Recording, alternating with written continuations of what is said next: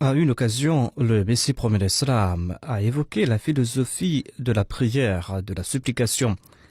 Il déclare que lorsqu'un enfant est affamé et lorsqu'il pleure pour boire du lait, eh bien, le lait coule à flot du sein de sa mère. L'enfant ne sait pas comment pleurer, c'est quoi prier. Mais pourquoi donc ces pleurs attirent-elles ou attirent-ils le lait de sa mère?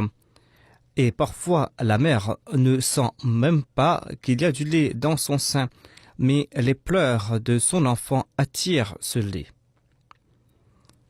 Eh bien, dit le Messie promet cela, lorsque nos prières seront présentées à Dieu, est-ce que lorsque nos pleurs seront présentés à Dieu, est-ce qu'elles ne vont pas, ou est-ce qu'ils ne vont pas attirer la grâce divine? Mais les aveugles, ceux qui se posent en philosophes, ne peuvent voir tout cela. Le Messie promet cela déclare que lorsque il y a une relation entre la mère et l'enfant, eh bien, si on comprend cette relation mère-enfant lorsqu'on prie, eh bien, l'on va comprendre le sujet des supplications.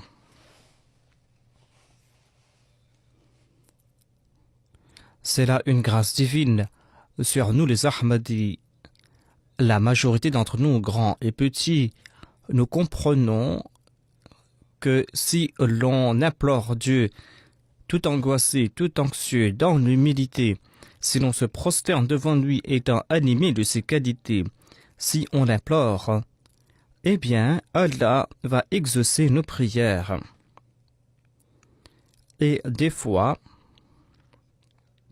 il y a ces incidents que les autres sont étonnés de voir ces incidents de l'exaucement des prières, ceux qui ne sont pas membres de la communauté. D'aucuns m'écrivent et me disent que des fois on a perdu tout espoir. On passe par cet état de désespoir et lorsque nous nous prosternons devant Dieu, eh bien Dieu nous accorde sa grâce et cela renforce notre foi. Il y a de tels incidents que qu'on m'a présenté dans différents rapports. Le Nazir Dawatillah de Qadian écrit que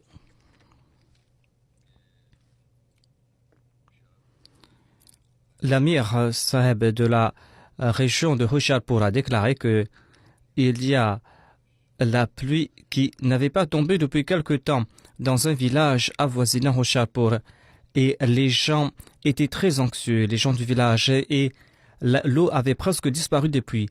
Et les hindous ont demandé au Molim de prier pour qu'il y ait la pluie. Le Molim, eh bien, on lui donne le titre de Miandi dans la région. Et ils se sont dit que s'il va prier, eh bien, certainement la pluie va tomber. En tout cas, notre Molim leur a enseigné comment prier selon les rites islamiques. Et il leur a enseigné les attributs divins et il leur a demandé de prier.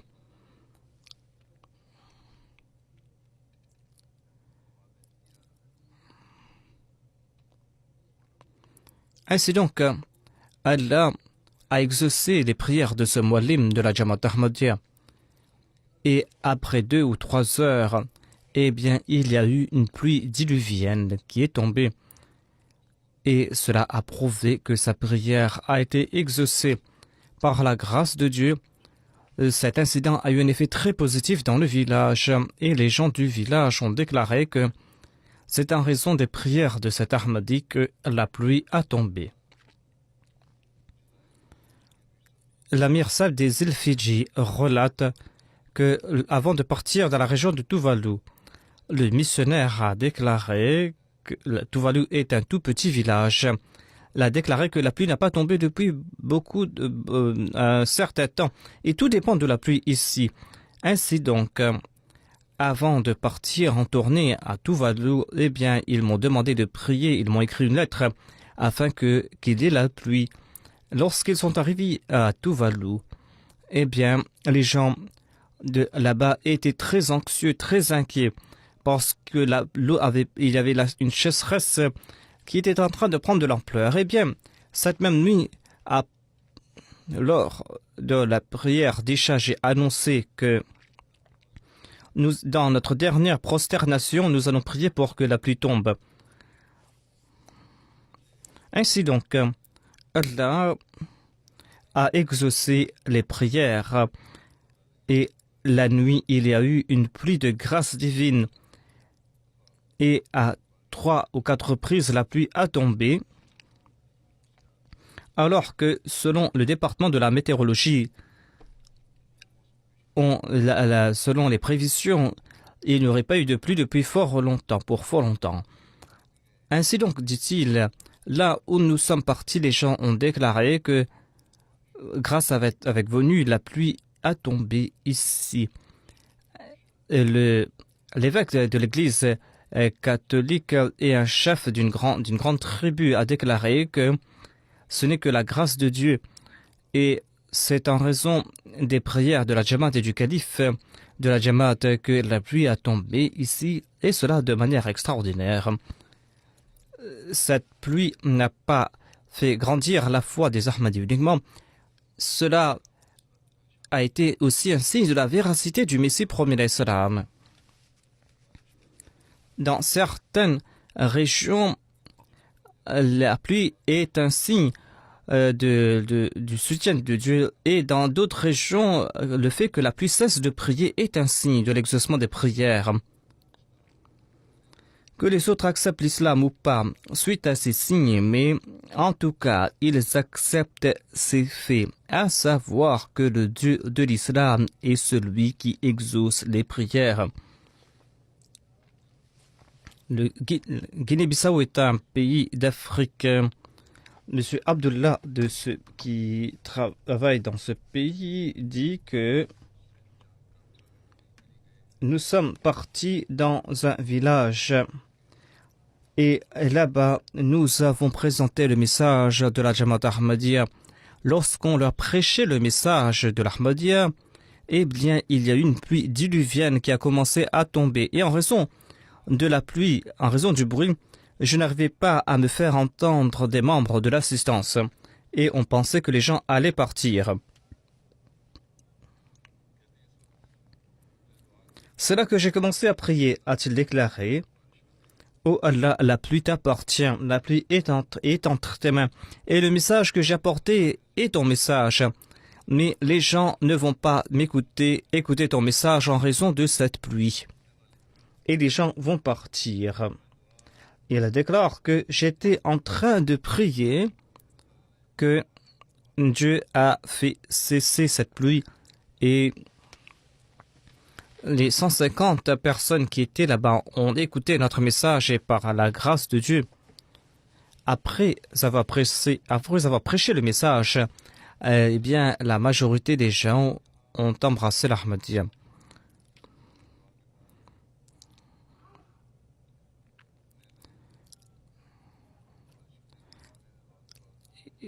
Après cette prière et le fait que la pluie a cessé, eh bien, la foi de notre Molim s'est renforcée et ceux qui étaient présents ont pu voir l'exaucement des prières. Les gens demandent comment voir Dieu. Eh bien, c'est ainsi que Dieu montre sa puissance et son pouvoir.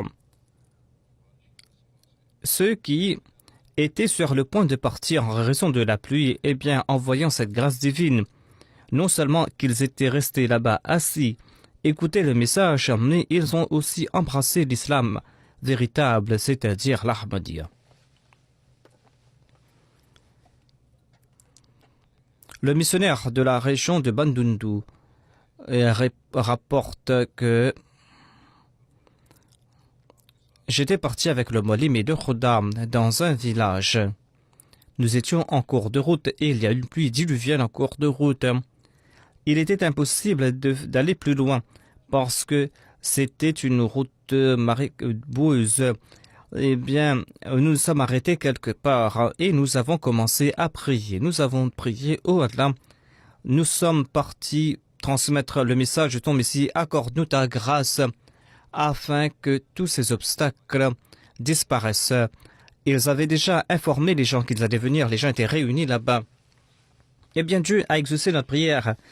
Immédiatement, la pluie a cessé immédiatement. Apparemment, la pluie allait durer jusqu'à l'après-midi, jusqu'au soir, mais Dieu nous a accordé sa grâce. Et c'est ainsi que nous sommes arrivés à l'heure et que nous avons pu prêcher notre message et organiser le programme qu'on allait organiser. Ensuite, le missionnaire de la Suisse, M. Wahab, relate que la Jamaat avait acheté un terrain pour bâtir une mosquée dans une région. Et là-bas, nous avons organisé un programme de la mise en terre d'un arbre et nous avions invité d'autres personnes. Eh bien, le jour de l'événement, suite aux prévisions météorologiques, il devrait y avoir une pluie diluvienne. Étant donné que tout allait se faire en plein air, nous étions très inquiets. Ils m'ont écrit et j'ai reçu plusieurs lettres de leur part à ce sujet. Ainsi donc, le jour de l'événement, lorsque la pluie a commencé à tomber, c'était une pluie qui était très forte et apparemment il n'y avait pas de signe que la pluie allait s'arrêter. Mais grâce aux prières, Dieu nous a accordé sa grâce et la pluie s'est arrêtée et le soleil est sorti.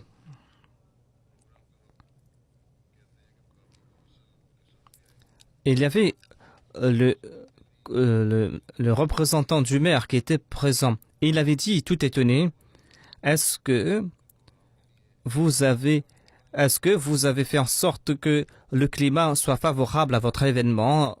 Nous leur avons dit que nous avons prié, nous avons demandé à notre calife de prier. Et nous avions l'espoir que Dieu allait nous accorder sa grâce et c'est ainsi que nous avons eu du succès. Et les journaux locaux en ont fait l'écho. Et nombre de personnes ont connu le message de la Jamaat.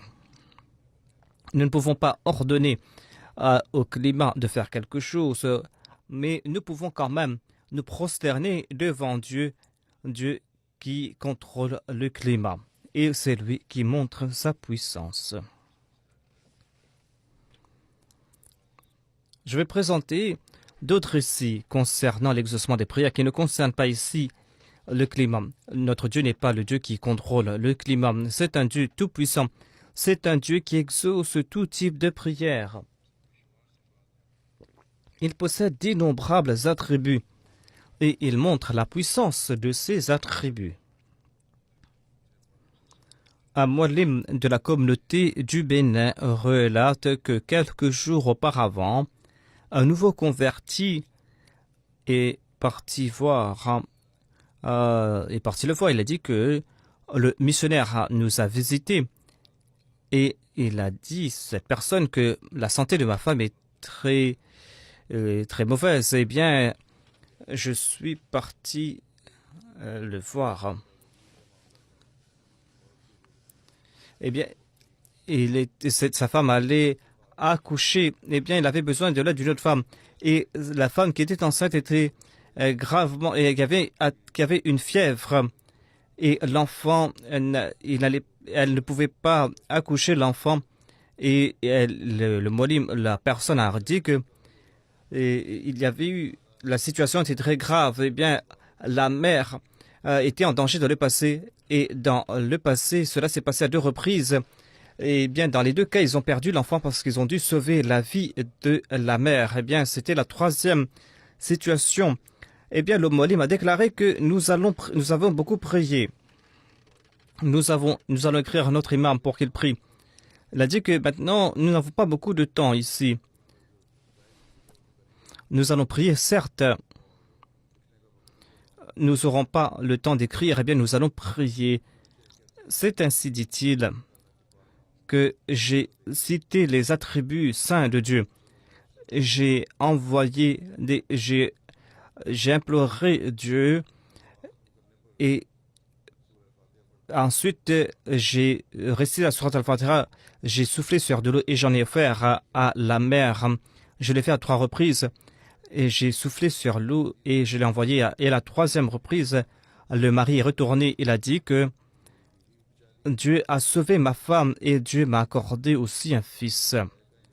Et bien, par la grâce de Dieu, ce nouveau converti a renforcé sa foi en Dieu. Il avait une plus grande confiance dans la prière. Et depuis ce temps, il fait preuve d'une grande humilité dans ses prières.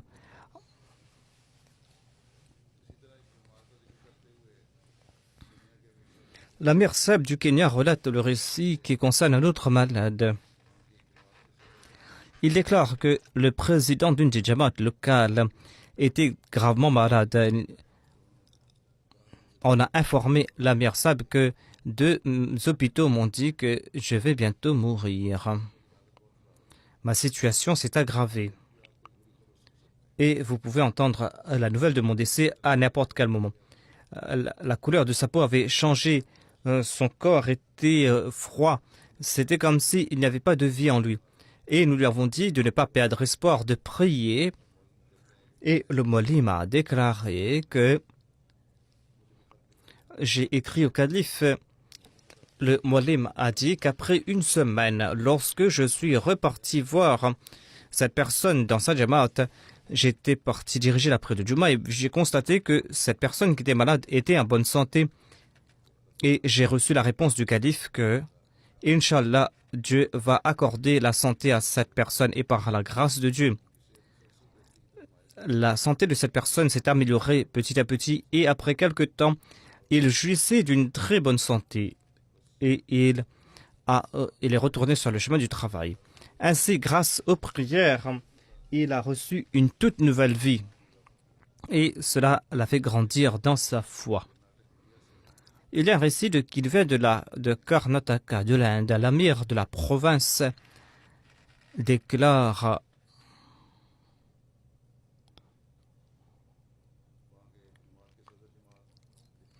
le président de la Jamaat a déclaré qu'il avait un tumeur au cerveau. Il a été hospitalisé. Les médecins ont déclaré qu'il est impossible de l'opérer et qu'il pourrait perdre sa vie lors de l'opération.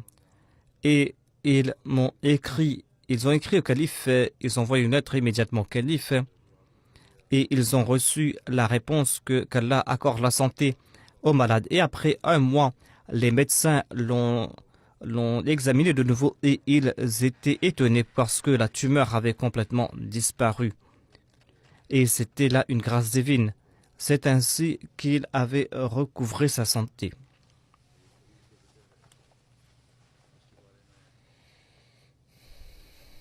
Hafiz Ihsan Sikadar Sahib de la Belgique relate qu'il y avait un Ahmadi, M. Daoud, qui était tombé malade. Il a été hospitalisé et ses poumons ne fonctionnaient plus. Et il a eu une crise cardiaque à l'hôpital. Il a été placé sous respiration artificielle. Les médecins avaient perdu tout espoir et les membres de sa Jamaat ont déclaré qu'il veut préparer son enterrement. Eh bien, le missionnaire, M. Hafiz Ihsan Sikandar, a écrit une lettre au calife. Il a demandé aux membres de la Jamaat de prier. Et le lendemain, dans la délégation, il y avait le Sadr Ansarullah et le secrétaire Tablir et le missionnaire qui était parti. Les médecins ont déclaré que c'était un miracle. Il y a eu un miracle. Les médicaments qui n'avaient pas d'effet auparavant ont commencé à faire de l'effet. Et par la grâce de Dieu, il jouit d'une meilleure santé. Nous avons dit aux médecins que ce miracle est en raison de la prière. Et Allah lui a accordé une nouvelle vie.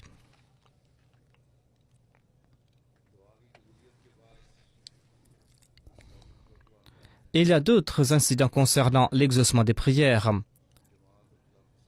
Et c'est ainsi que les gens comprennent la véracité de la Jamaat, comprennent la relation entre les membres et le califat, et les gens grandissent dans leur foi en Dieu.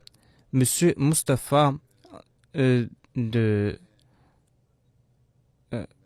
déclare que je vous ai demandé de prier afin que je sois affecté dans une autre ville, afin que je puisse être avec les membres de ma famille.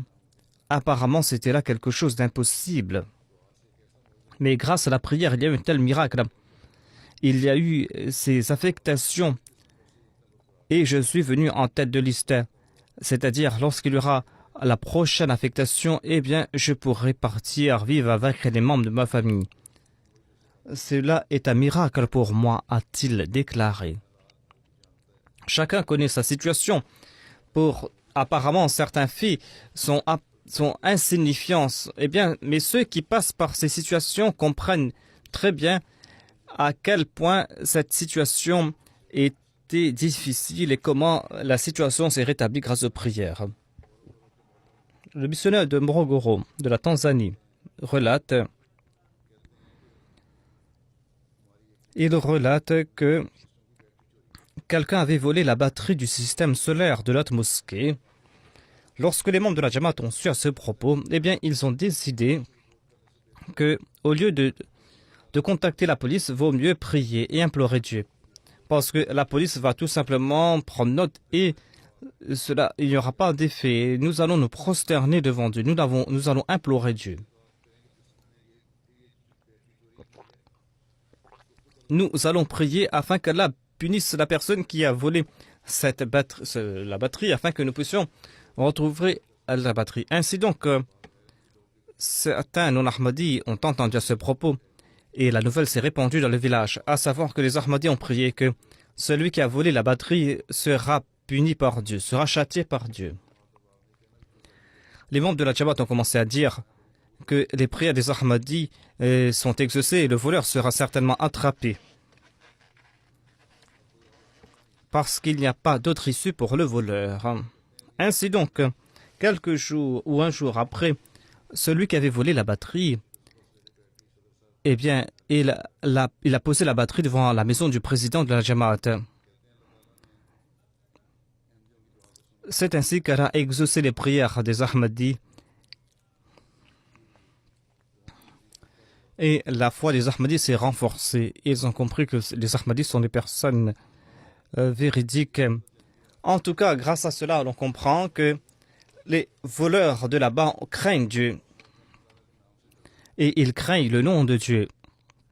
Cependant, le cœur des mollahs du Pakistan n'ont pas peur d'Allah. Au contraire, l'État pakistanais est en train d'enfreindre les lois divines au nom d'Allah. Et ce sont ces mêmes personnes qui ont corrompu cette nation. Qu'Allah ait pitié de cette nation et qu'Allah fasse que cette nation sorte des griffes de ces gens-là.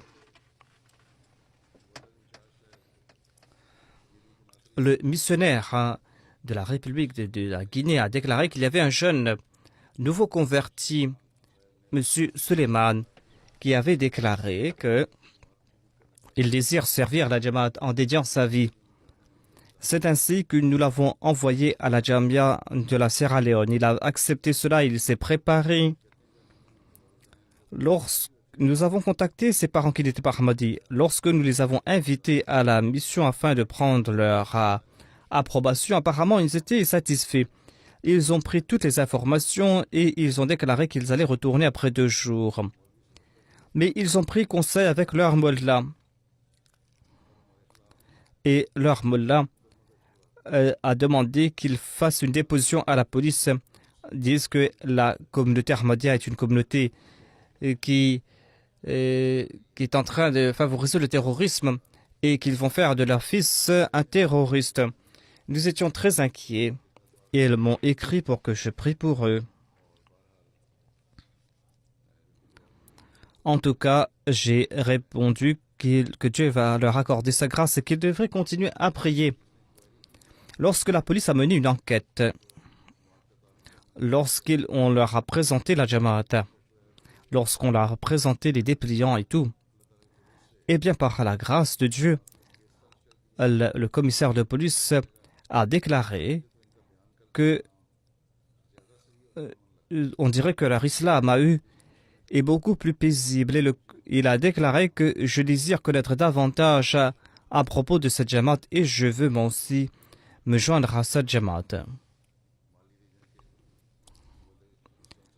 Monsieur Moustansir, un missionnaire du Mali, relate que cette année-ci, on avait encouragé les membres de la Jamaat à participer à la Jalsa Salana de la Jamaat du Mali en grand nombre.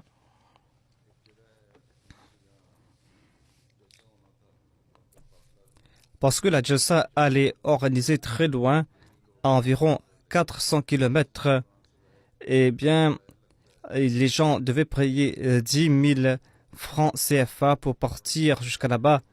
Il est très difficile pour les pauvres de partir en grand nombre, de partir en famille là-bas. Eh bien, il y avait un certain monsieur Yahya qui est un pêcheur qui pêche dans une rivière et qui vend ses poissons. Eh bien, il a tout au long de l'année économisé cette somme. Il a déclaré que l'année dernière, j'étais parti étant donné que je peux payer les frais de voyage d'une seule personne. J'ai décidé d'envoyer ma femme. Le missionnaire lui a dit que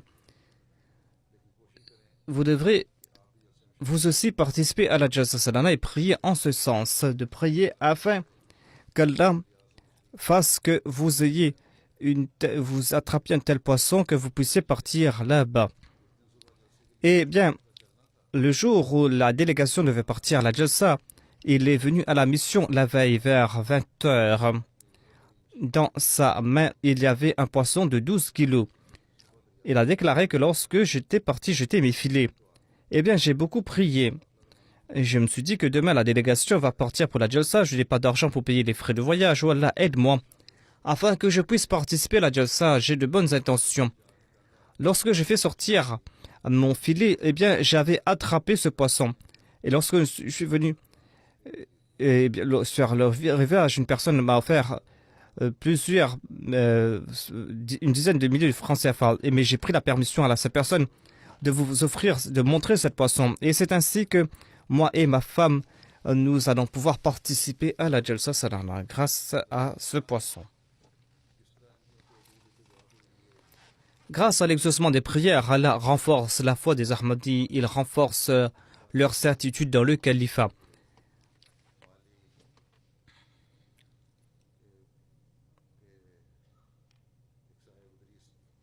Monsieur Idriss Traoré du Mali relate qu'en 2008, lorsque j'étais au Ghana, c'est-à-dire lorsque le calife était au Ghana, en 2008, j'ai participé à la Jalsa Salana au Ghana lors du centenaire du califat. Eh bien, cette personne avait participé à la Jalsa Salana. Il a déclaré que moi, je fais un business de poulet. J'ai laissé mes poulets et je suis parti au Ghana. Et j'ai perdu tous mes poulets qui sont morts.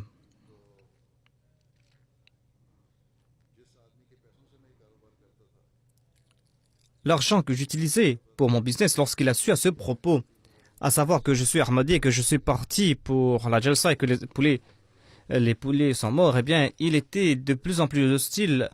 Et avant que je vienne, il m'a envoyé un message que je devais lui rembourser 150 000 francs CFA en une semaine. J'étais très inquiet, a-t-il déclaré. Je n'avais pas cette somme. Et je me suis dit qu'il allait m'humilier. J'ai beaucoup prié pendant toute la nuit. J'ai prié pour qu'Allah m'aide. Eh bien, dit-il, par amour pour le calife, je suis parti à la Jalsa Salana du Ghana. Dans un rêve, j'ai vu que il y avait des graines qui sont tombées d'un camion. Il y avait des graines qui sont tombées. Je suis parti ramasser ces graines. Eh bien, je suis parti dans cette place que j'avais vue. Là-bas, il n'y avait pas de camion, mais il y avait des graines qui étaient tombées en bas. Et j'ai commencé à tout ramasser. Et c'est là j'ai trouvé un sac noir. Je l'ai ouvert. Il y avait 180 francs CFA dans ce sac. J'ai demandé aux gens de la région et on m'a dit qu'il y avait un camion qui était là la nuit. C'est un camion qui est parti vers le Sénégal. J'ai dit que j'ai trouvé cette somme. Si cette somme appartient à quelqu'un, eh bien personne n'est venu prendre cet argent. En tout cas, Lorsque le créancier est venu, lorsqu'il a commencé à m'humilier, je lui ai dit, sois patient, je vais te rembourser cette somme. Dieu a tout organisé pour moi et je lui ai retourné cette somme. Et après plusieurs années, dit-il, personne n'a dit que cet argent lui appartenait.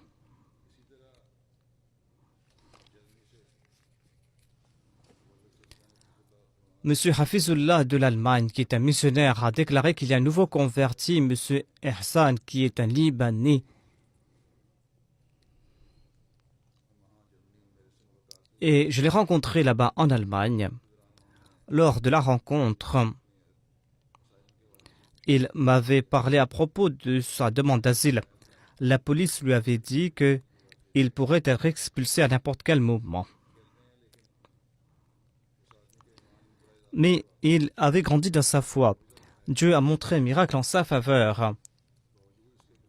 En dépit du fait qu'on croyait qu'il allait être exporté parce qu'il n'allait pas recevoir le droit d'asile, eh bien, il a eu le droit d'asile politique pour 3 ans. Et il est très content. Il dit que c'est en raison des prières que Dieu a montré ce miracle.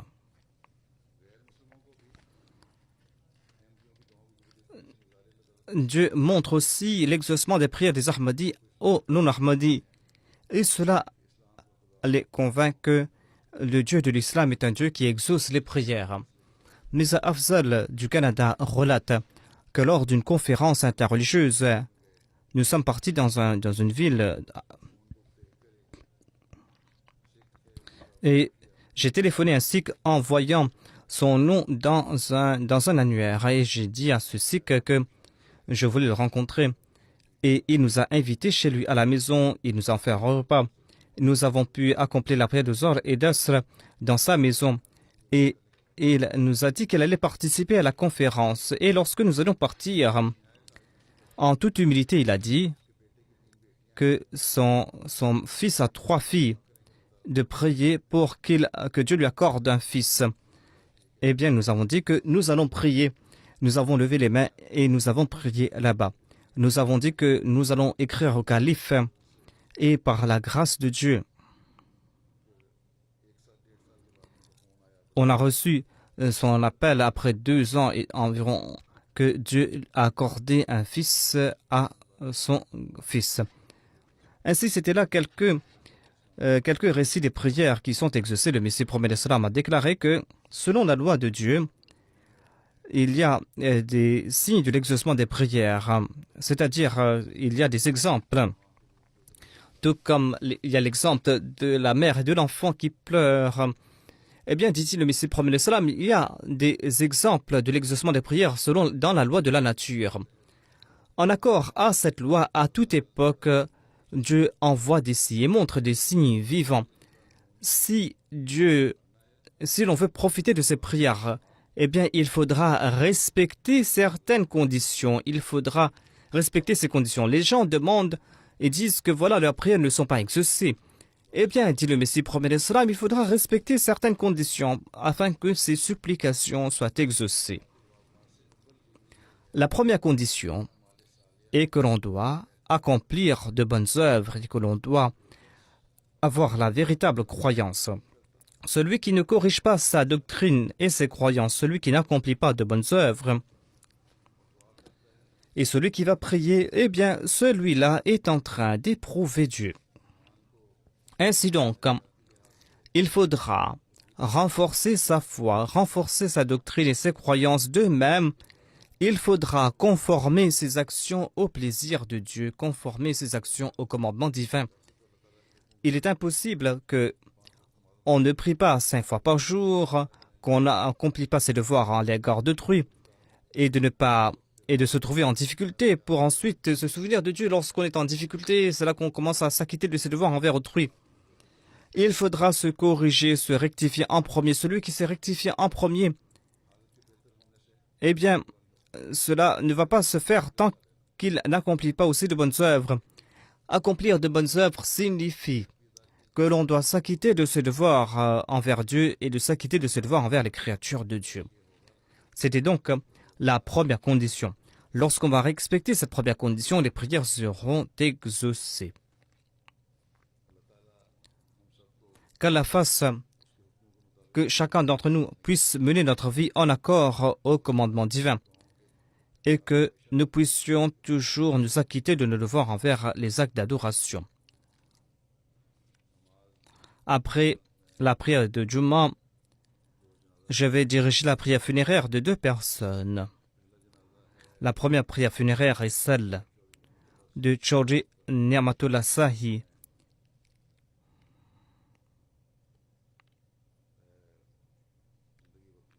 qui avait dédié sa vie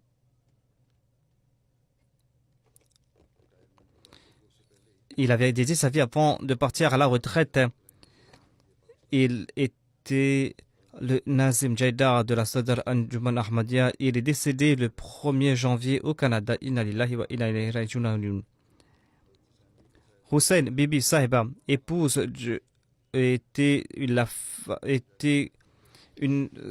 sa grand-mère qui avait embrassé l'Ahmadiyya. Son mari, le petit frère de son mari, Rola Mahmoud, avait prêté allégeance aux mains du Messie premier d'Islam.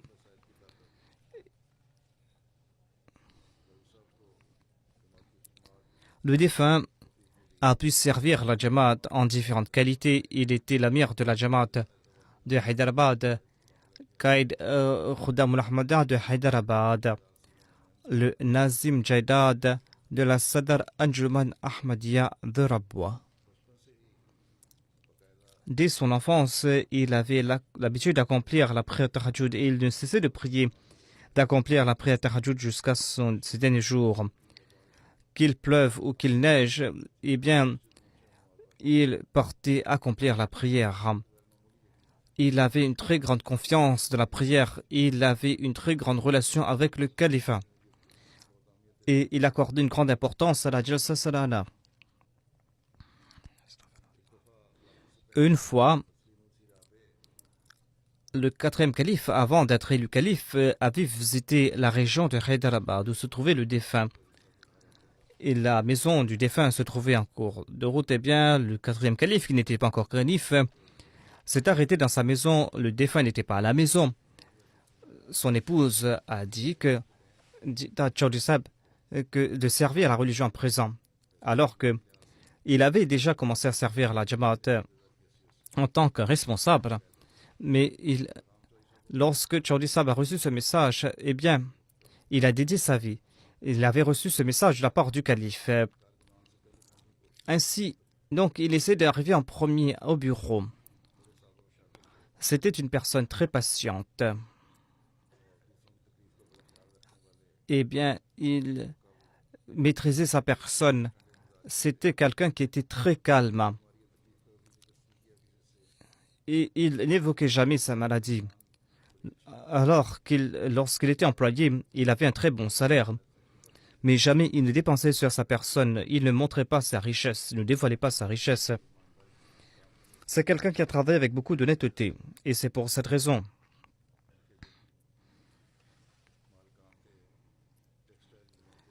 que son patron avait une grande confiance en lui.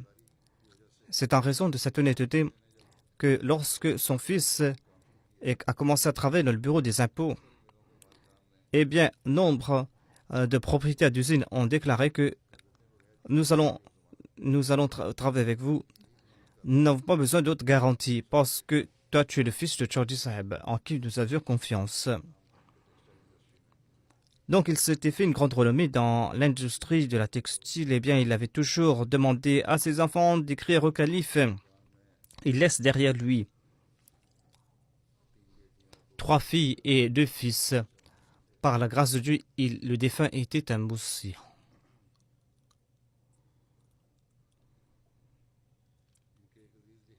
Un de ses proches déclare que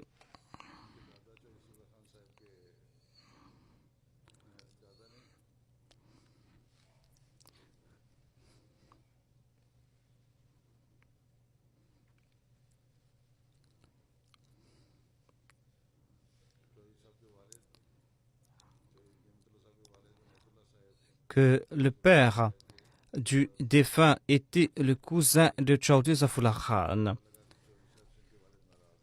Il a su un jour que le père était en colère contre son fils. Chaudhry Zafrullah Khan a écrit que vous êtes en colère contre votre fils pour quelque raison.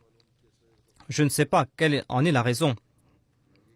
Mais en tout cas, vous savez très bien que Aziz Ni'matullah, lorsqu'il était en Angleterre pour ses études, il venait toujours me rencontrer. Et lorsqu'il était en Suisse, eh bien, je l'ai rencontré là-bas. Eh bien, je peux annoncer que j'ai vu qu'il était toujours obéissant, que c'était quelqu'un qui possédait de bonnes qualités. C'est un bon croyant. Eh bien, vous devez être fier de ses qualités en tant que père. Il a été toujours imbu d'une grande piété et j'étais très content de lui. Je n'ai cessé de prier pour votre fils et dans chaque prière, je prie pour lui. Chaudhry Zafrullah Khan a déclaré que je peux annoncer que il y avait 3 de mes proches qui étaient en Angleterre pendant ce temps. Et votre fils, Ni'matullah, eh bien, lui, il était le plus vertueux d'entre tous ses proches qui étudiaient en Angleterre en cette période.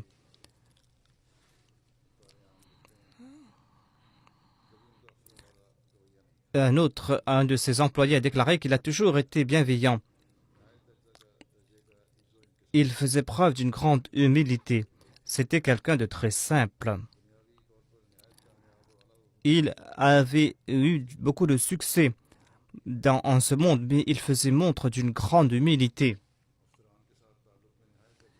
Et il a montré un très grand respect à l'égard des officiers supérieurs. Même si les autres étaient moins âgés que lui, il leur montrait un très grand respect.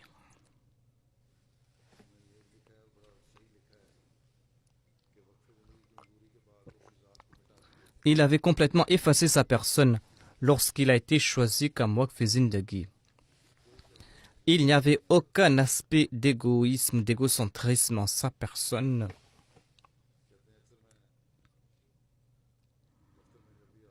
Lorsque je me présentais au bureau, a déclaré cet employé, eh bien, il était toujours en train de se consacrer au souvenir d'Allah.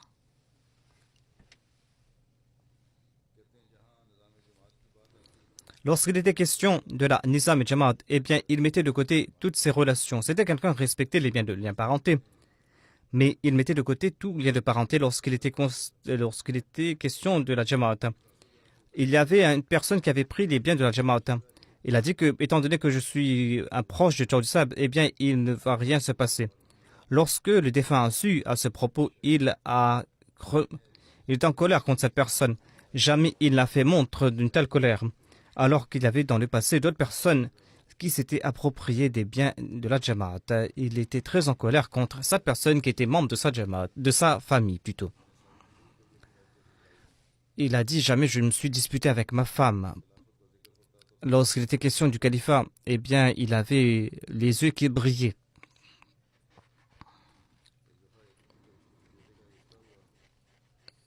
Son fils allait se marier quelque part, mais il a su que le 4e calife n'aime pas cette union. Il a dit à son fils que je ne te dis pas de mettre fin à cette union. Je ne peux pas te forcer à le faire, mais je peux te dire que étant donné que le 4e calife, cela ne plaît pas, eh bien, je ne pourrai pas participer dans ce mariage. Eh bien, son fils a mis fin à cette union.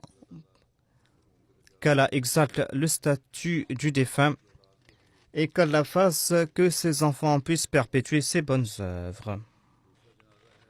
La 2e prière funéraire est celle de M. Zafrullah Khan, Bhutto de Shekhopura. Il est décédé le 9 janvier dernier. Inna lillahi wa inna ilayhi raji'un. Il était Ahmadi de naissance. Son père, Chaudhry Allah Deta, avait embrassé l'Ahmadiyya en 1928 et le défunt était Sadr de sa Jamaat. il était régulier dans ses prières tahajjud, dans ses 5 prières quotidiennes. Il accomplissait toutes ses prières régulièrement. Il écoutait les sermons régulièrement. Il était très simple d'aspect. Et il étudiait chaque aspect de l'éducation de ses enfants. Il laisse derrière lui 3 filles et 3 fils. Un de ses fils, Sajid Mahmoud Bhutto, est missionnaire et il est en train d'enseigner à la Jamia Ahmadiyya du Ghana. En raison de ses responsabilités, il n'a pas pu participer aux funérailles de son père. Qu'Allah lui accorde patience et persévérance.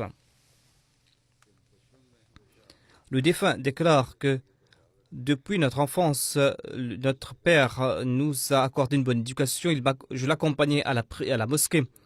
Lorsqu'un invité disait que il m'est présenté en disant que je vais l'envoyer à la Jamia. C'est mon fils. Cela a eu un tel effet sûrement que je ne désirais pas étudier autre chose et je me suis toujours dit que je vais partir à la Jamia.